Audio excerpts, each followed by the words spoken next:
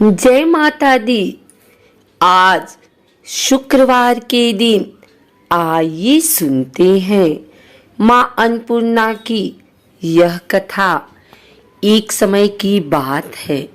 काशी निवासी धनंजय की पत्नी का नाम सुलक्षणा था। उसे अन्य सब सुख प्राप्त थे, केवल निर्धनता ही उसके दुख का कारण थी। यह दुख उसे हर समय सताता था। एक दिन सुलक्षणा पति से बोली, स्वामी आप कुछ उद्यम करो तो काम चले। इस प्रकार कब तक काम चलेगा?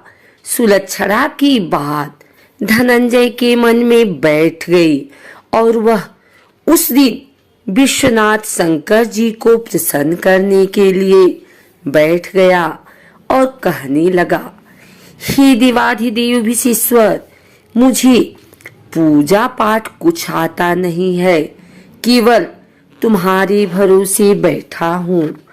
इतनी विनती करके वह 2-3 दिन भूखा प्यासा बैठा रहा।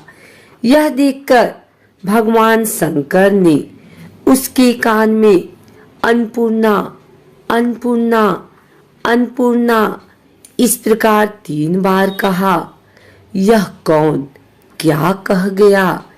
इसी सोच में धनंजय पड़ा रह गया कि मंदिर से आते ब्राह्मणों को देखकर पूछने लगा, पंडित जी अन्नपूर्णा कौन है? ब्राह्मणों ने कहा, तू अन्न छोड़ बैठा है, सो तुझे अन्न की ही बात सूझती है। जा घर जाकर अन्न ग्रहण कर। धनंजय घर गया, स्त्री से सारी बात कही। वह बोली, नाथ चिंता मत करो, स्वयं शंकर जी ने यह मंत्र दिया है, वे स्वयं ही खुलासा करेंगे। आप फिर जाकर उनकी आराधना करो। धनंजय फिर जैसा का तैसा पूजा में बैठ गया। रात्रि में शंकर जी ने आज्ञा दी, कहा तू पूर्व दिशा में चला जा। वह अन्नपूर्णा का नाम जपता जाता और रास्ते में फल खाता, झरनों का पानी पीता जाता। इस प्रकार कितने ही दिनों तक चलता गया। वहां उसे चांदी सी चमकती वन की शोभा देखने में आई। सुंदर सरोवर देखने में या उसके किनारे कितनी ही अप्सराएं झुंड बनाए बैठी थी। एक कथा कहती थी और सब माँ अन्नपूर्णा इस प्रकार बार बार कहती थी। यह अगहन मास की उजेली रात्रि थी और आज से ही व्रत का आरंभ था। जिस शब्द की खोज करने वह निकला था, वह उसे वहां सुनने को मिला। धनंजय ने उनके पास जाकर पूछा, हे देवियों, आप यह क्या कर रही हो? उन सब ने कहा, हम सब माँ अन्नपूर्णा का व्रत करती हैं। व्रत करने से की गई पूजा क्या होता है? यह किसी ने किया भी है? इसे कब किया जाए? कैसा व्रत है और इसकी विधि क्या है? मुझसे भी कहो। वे कहने लगी, इस व्रत को सब कोई कर सकते हैं। 21 दिन तक के लिए 21 गांठ का सूत लेना चाहिए। 21 दिन यदि न बने तो 1 दिन उपवास करें। यह भी न बने तो केवल कथा सुनकर प्रसाद ले। निराहार रहकर कथा कहें। कथा सुनने वाला कोई न मिले तो पीपल के पत्तों को रख, सुपारी या घृत कुमारी वृक्ष को सामने कर, दीपक को साक्षी कर, सूर्य, गाय, तुलसी या महादेव को बिना कथा सुनाए मुख में दाना न डालें। यदि भूल से कुछ पड़ जाए तो 1 दिवस फिर उपवास करें। व्रत के दिन क्रोध न करें और झूठ न बोले। धनंजय बोला, इस व्रत के करने से क्या होगा? वे कहने लगी, इसके करने से अंधों को नेत्र मिले, लूलों को हाथ मिले, निर्धन के घर धन आए, बाझी को संतान मिले, मूर्ख को विद्या आए। जो जिस कामना से व्रत करे माँ उसकी इच्छा पूरी करती है। वह कहने लगा, बहनों, मेरे भी धन नहीं है, विद्या नहीं है, कुछ भी तो नहीं है। मैं तो दुखिया ब्राह्मण हूँ। मुझे इस व्रत का सूत दोगी? हाँ भाई, तेरा कल्याण हो, तुझे देंगी। ले, इस व्रत का मंगल सूत्र ले। धनंजय ने व्रत किया। व्रत पूरा हुआ। तभी सरोवर में से 21 खंड की सुवर्ण सीढ़ी हीरा मोती जड़ी हुई प्रकट हुई। धनंजय जय अन्नपूर्णा अन्नपूर्णा कहता जाता था। इस प्रकार कितनी ही सीढ़ियां उतर गया तो क्या देखता है कि करोड़ों सूर्य से प्रकाशमान अन्नपूर्णा का मंदिर है। उनके सामने सुवर्ण सिंहासन पर माता अन्नपूर्णा विराजमान है।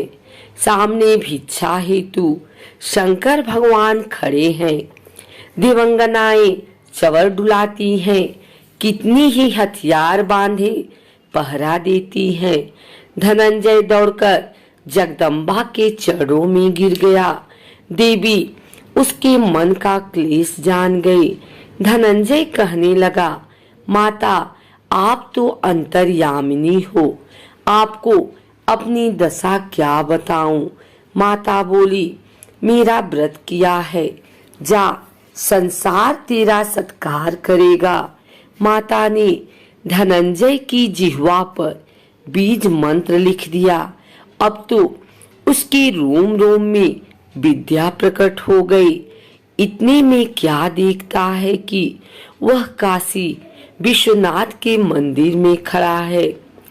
माँ का वरदान ले धनंजय घर आया। सुलक्षणा से सब बात कही। माताजी की कृपा से उसके घर में संपत्ति उमड़ने लगी। छोटा सा घर बहुत बड़ा गिना जाने लगा।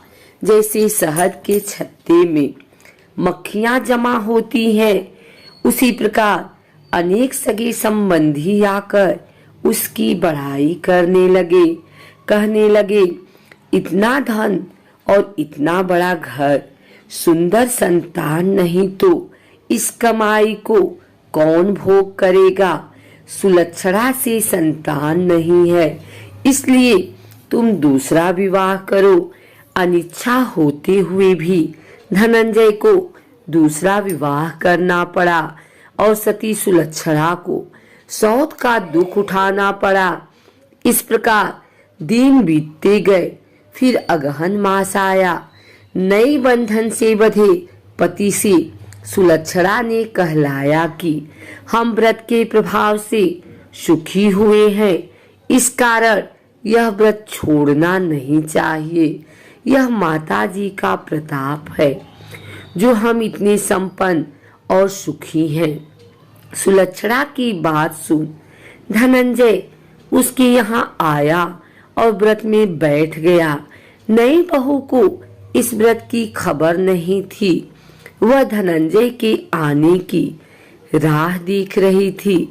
दिन बीतते गए और व्रत पूर्ण होने में 3 दिवस बाकी थे कि नई बहू को खबर पड़ी। उसके मन में ईर्ष्या की ज्वाला दहक रही थी। सुलक्षणा के घर आ पहुंची और उसने वहां भगदड़ मचा दी। वह धनंजय को अपने साथ ले गई। घर में धनंजय को थोड़ी देर के लिए निद्रा आ गई। इसी समय नई बहू ने उसका व्रत का सूत तोड़कर आग में फेंक दिया। अब तो माताजी का कोप जाग गया। घर में अकस्मात आग लग गई। सब कुछ जलकर खाक हो गया। सुलक्षणा जान गई और पति को फिर अपने घर ले आई। नई बहू रूठकर पिता के घर जा बैठी। पति को परमेश्वर मानने वाली सुलक्षणा बोली, नाथ घबराना नहीं, माताजी की कृपा अलौकिक है। पुत्र कुपुत्र हो जाता है पर माता कुमाता नहीं होती। अब आप श्रद्धा और भक्ति से आराधना शुरू करो, वे जरूर हमारा कल्याण करेंगी। धनंजय फिर माता के पीछे पड़ गया। फिर वही सरोवर सीढ़ी प्रकट हुई, उसमें माँ अन्नपूर्णा कहकर वह उतर गया। वहां माता जी के चरणों में रुदन करने लगा। माता प्रसन्न हो बोली, यह मेरी स्वर्ण की मूर्ति ले, उसकी पूजा करना, तू फिर सुखी हो जाएगा। जा, तुझे मेरा आशीर्वाद है। तेरी स्त्री सुलक्षणा ने श्रद्धा से मेरा व्रत किया है, उसे मैंने पुत्र दिया है। धनंजय ने आंखें खोली तो खुद को काशी विश्वनाथ के मंदिर में खड़ा पाया। वहां से फिर उसी प्रकार घर को आया। इधर सुलक्षणा के दिन चढ़े और महीने पूरे होते ही पुत्र का जन्म हुआ। गांव में आश्चर्य की लहर दौड़ गई, मानता आने लगा। इस प्रकार उसी गांव की निसंतान सेठ के पुत्र होने पर उसने माता अन्नपूर्णा का मंदिर बनवा दिया। उसमें माता जी धूमधाम से पधारी, यज्ञ किया और धनंजय को मंदिर के आचार्य का पद दे दिया। जीविका के लिए मंदिर की दक्षिणा और रहने के लिए बड़ा सुंदर सा भवन दिया। धनंजय स्त्री पुत्र सहित वहां रहने लगा। माता जी की चढ़ावे में भरपूर आमदनी होने लगी। उधर नई बहू के पिता के घर डाका पड़ा, सब लूट गया। वे भीख मांगकर पेट भरने लगे। सुलक्षणा ने यह सुना तो उन्हें बुला भेजा, अलग घर में रख लिया और उनके अन्न वस्त्र का प्रबंध किया। धनंजय, सुलक्षणा और उसका पुत्र माताजी की कृपा से आनंद से रहने लगे। माताजी ने जैसे इनके भंडार भरे वैसे सबके भंडार भरे।